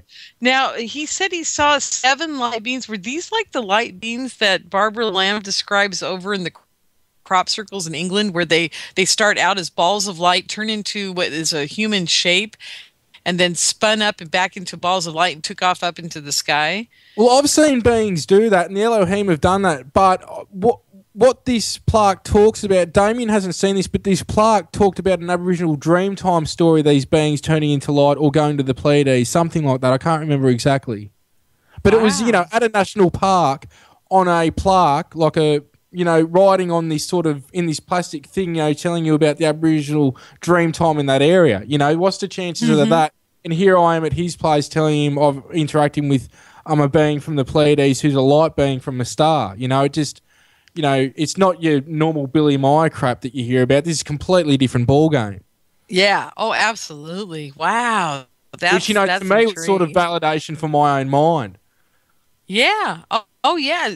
Anything you get that validates one piece of your puzzle is one piece of puzzle you can put down on the table and say, I know it's real. And saying that, I don't think Billy Meyer's absolutely full of crap. I do have memories of being in the Pleiades, which are future memories happening at the same time as a human being, but it's not the, you know, what I'm experiencing now. It's different stuff. So I'll just say that. Yeah, absolutely. I agree with you wholeheartedly on that. Okay, our next question is from Sky33, and she says, has Peter ever experienced a golden-colored orb or an energy ball that spoke to him through mental telepathy? Yeah, lots of time, and people have witnessed with me. I've filmed them as well. There is one lately where I think it was over the Christmas break, which isn't lately now, but I've put that up. I think it's called Pete Predicts UFO Power Up, and this huge golden orb came over the trees, and I've had my brother there and my girlfriend and a few friends, and I was telling everyone exactly what this was going to do. So that's something you can watch on video, and I get that a lot. And usually it's for people's peace of mind around me that, how does Pete know what these balls of light are going to do unless he's interacting with them? And I've got that, I can even flash lasers and they'll interact with me that way. Wow. Small, big, it's all different. So, but yeah, lots of that people can go and see for themselves on the website or on YouTube. And it's very common. It's not just me, anybody can, if they're open enough to it, and I think work on themselves enough in dealing with their own crap and their own vibration. I don't think it's a problem. I think anyone can do this. Yes, I totally believe that. I wish my family would believe that. They won't even talk to me about it, Peter. They just look at me like I'm crazy, and then they just move on to the next topic. That's what I tell people all the time. If you think that this is the place you want to be, you want to see aliens and UFOs and all that stuff, just see what it does to you and your family. Now, how's your relationship with your family? Are you guys okay? Out of family is sort of weird, but with my parents and their and my step parents and my brother, we're pretty tight. Like my dad, one day I rocked up and the Syrians, the cat beings I interact with, which a facet of me is as well. This being called Patma, who's from Syria, said, "Look, tonight's the night," basically. And I went over to Dad's and I said, "Look, come outside." And he didn't come outside at the time. And then like a minute or two later, they said, "Look, we're going to put on the show now, so get him out here." So I was screaming my head off, and my brother and him walked out, and we had 4 crafts in the sky doing completely unconventional things while we've got high-flying, planes, jets that were going from one city to another, right up about 33,000 feet. He had a reference for what a plane and what these things were, and these things were doing one he saw that was doing the most awesome stuff did a 90-degree angle turn for him, and he just blew out. My mum's having daytime sightings now as well. Oh, wow. And my brother's had a lot of interactions but just hasn't spoken about them, which I can completely understand. So I've been lucky, but it's just, immediate family is sort of cool, but stepbrothers and sisters and cousins and all that, it is what it is. Some people won't be convinced, and I'm not trying to convince them, but, I've lost friends, I've lost some, contact with family members and that, and it just, it is what it is. I'm not worried about it. Exactly. And you can't worry about it. And I have like a whole new family of friends that I see at all the conferences. Yeah. And, it's like they're my family now. And they prove it too, because when you get in this community and you find the people you resonate with, they'll stick up for you and they'll watch your back, Definitely. Seriously. Because we're not afraid. That's one amazing thing about this whole ET experience that I've gone through, is that I'm not afraid of anything anymore. How about you, Peter? No, look, I'll tell you what, even with the experiences, every now and then when they start to happen, I'm a bit taken aback, or I might be, sort of crap myself for a second. But look, at the end of the day, I'm as strong as I've ever been, and, I can take a hell of a lot these days. And I think, I think that's just what happens over time from experiencing what we know and what we experience, Absolutely. Because it makes you, it makes you stronger in whatever faith you have. And that even if that faith is just you. Now, I totally believe in a supreme being, and I totally believe there's angels among the aliens that are visiting me. Whether they're Elohim or they're, or they're geometric beings like you're talking about. I absolutely believe they're full of love. And I think that's really all that we should be judging here. We shouldn't be judging whether, what they look like, or if they died on a cross, or if they, whatever they did. If they're full of love, then you want to be around them. If they're not, then you just don't deal with them, Exactly. It's that simple, and if people would just get that through their head, then we wouldn't have any of the problems we have right now. That's what I believe. No, I agree. And it's like, why would you want to hang around people that make you feel like crap? It's the same with these beings. If you were attracting, beings that are full of love and light and everything, you'll get that. If not, and if you got your guard down, you'll get something that isn't in line with that. You just got to know how to deal with it. That's true. And you manifest them too. I mean, you're the one that's in charge, and a lot of people that experience this don't realize that, Peter. They don't understand how much power they have. Yeah, they're ones orchestrating this as well as the other beings, your reality. And this is all a program, and it's up to you what program do you want. And we're here to change the program and recreate it at a moment's notice every single moment you have. That's right. Absolutely. Okay. Well, God, that was good. That was a good... I don't even know how we got to that. Okay, here's one from Analog Hole. He says, when Peter gets the vibration in his body indicating the ETs are coming, is it when he is sleeping or waking up or whenever? When is it for you? Well, that rarely happens to vibrating. It does happen, but people have got to know that a large majority of my experiences are when I'm fully conscious, like I'm on the friggin' microphone talking to you now. It's not something like sleep paralysis or waking up in the bed. Now, I do wake up nights and I've got beings in the room or whatever, but a large majority of what goes on is during the day while I'm awake. It's not in a sleep state. A lot of the time when it's died down, this sort of thing now, as much them taking me this way, but it did happen more when I was in a relaxed state, like, maybe 9:30. Like, I don't have an exact time, but, from anywhere from 9 onwards at night before I went to bed, when I was in orbit at certain stages, is when it sort of happened. It seemed to be when I was in a relaxed state, sitting there just watching telly. I haven't watched telly for over a year now, but I just happened to be in a really relaxed state, almost, just chilled and vegged right out, and then it would happen. But a lot of the time, what it will be now is more your crown chakra opens right up, and you just feel blissed out.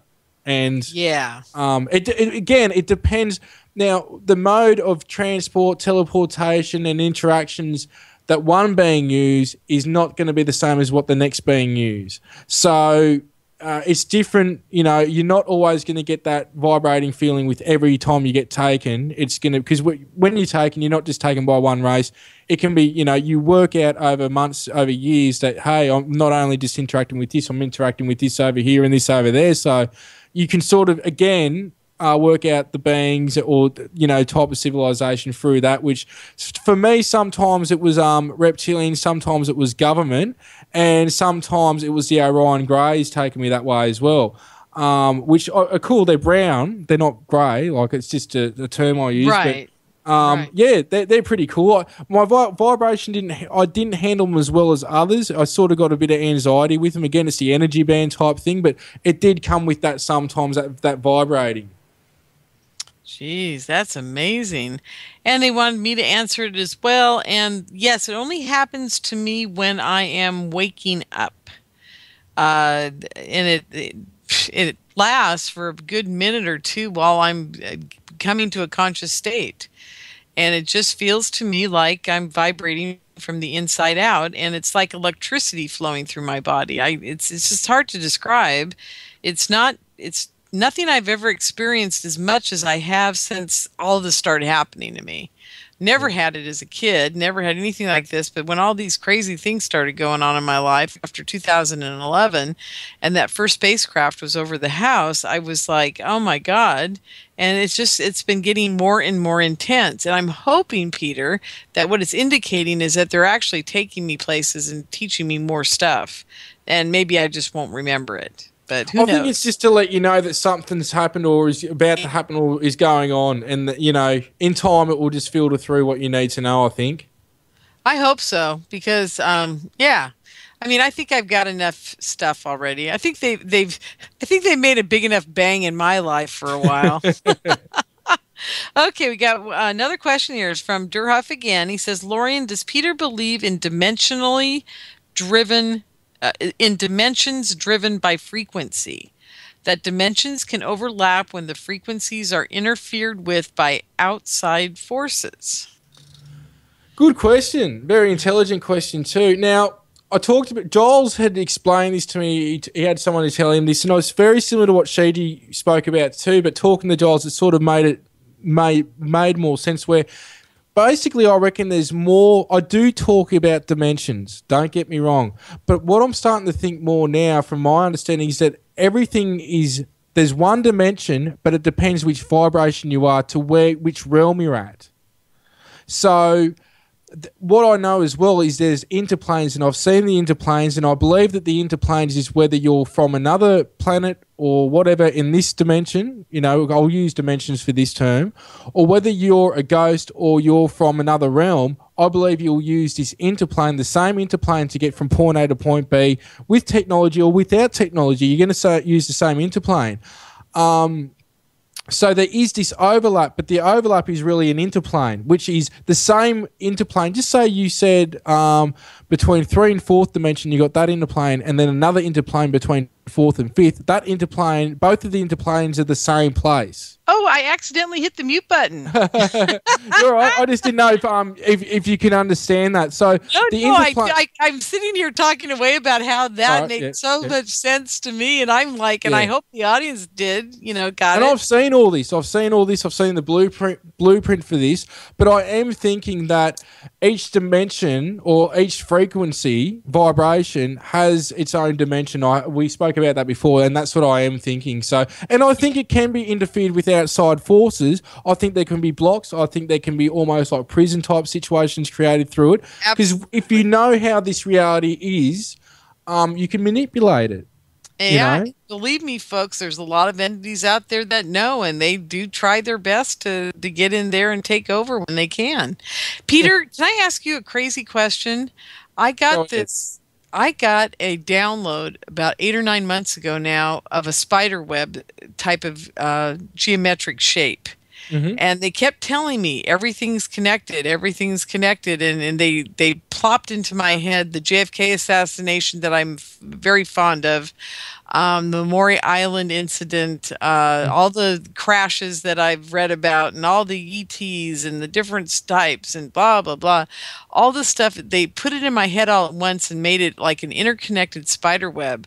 And then with the center, with this glowing red ball, and they said, and it was love. And I knew it was love that connected it all.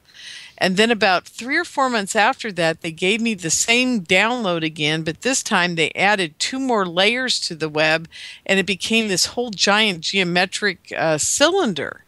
And then they added all the times, all the dimensions and time with it. And they said they're all interconnected all at once too. And they gave me a graphic of what it all looks like. Now, is that what you're calling your blueprint? What is your blueprint? What does it look like? The blueprint I saw was, there's many different blueprints, but the blueprint I saw, which was it's different. I've seen when I've been into the interplanes, I've seen like rainbow coloured tubes.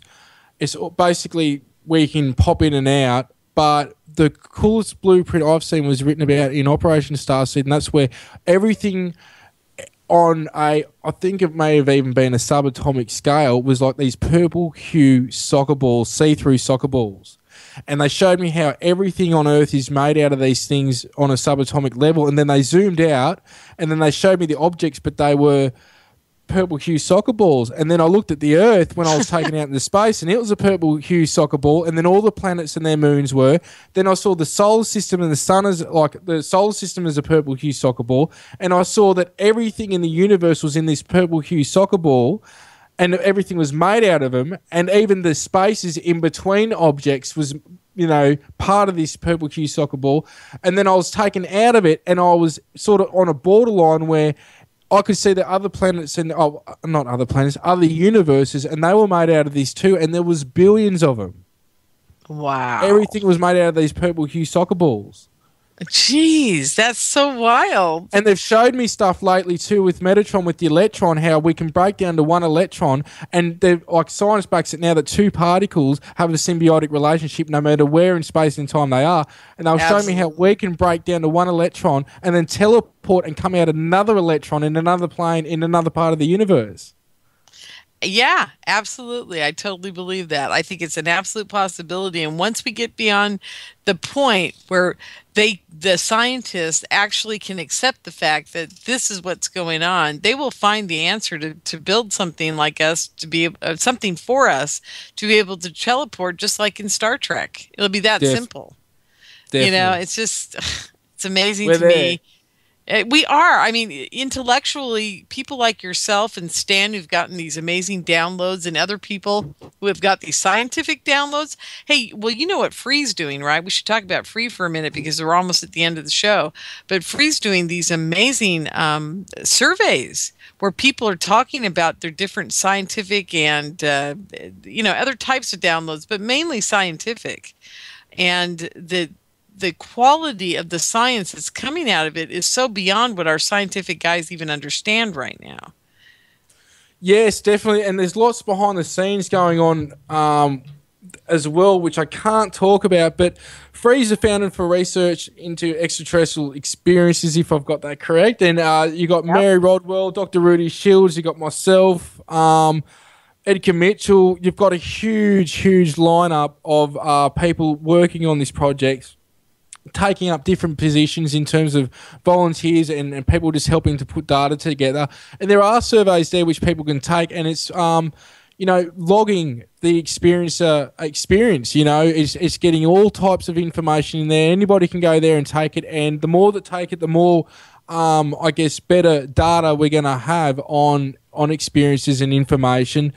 It covers all areas. It's at experiencer.co. Look up that. Rain Hernandez is one of the head people there doing it, and just go to the website. There's so much in such a short amount of time to say about it, but that is a spot right now where so many people in the field are backing this up. It's putting together statistical data apparently like never done before. And, the more people that go there and do it, the better. And, I've done a show with it as well on my show, which people can check out with Ray and Mary. And, they can see Giles there as well. But it's really now getting down to the hardcore statistical data of what's common. And what's common, is the near-death experience with it. And life after death and paranormal activity and ghost activity and the ET experience. It's all interconnected. And this is where all this is in the survey as well. So something worth for people to check out.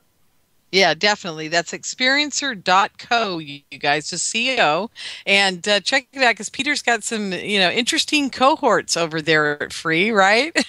Yeah. I love the fact that you guys are all different ages. And Grant Cameron's over there, a good friend of mine as well. And just a really great group. Great group of people. So anyhow, folks, well, I can't believe it. Peter, I can't believe how fast this went because I got about 20 more questions for you, and I'm not even going to get to them. And so everybody visit Peter's website again. That's Peter Maxwell Slattery.com, and he has some amazing books. Please buy them. They are terrific. Everybody that reads them loves them. He's got amazing information. So say goodnight, Peter, and we'll do this again sometime, okay? Definitely, and I'll be in contact with you to sort out a show. You bet. Thank you very much. Good night, everyone.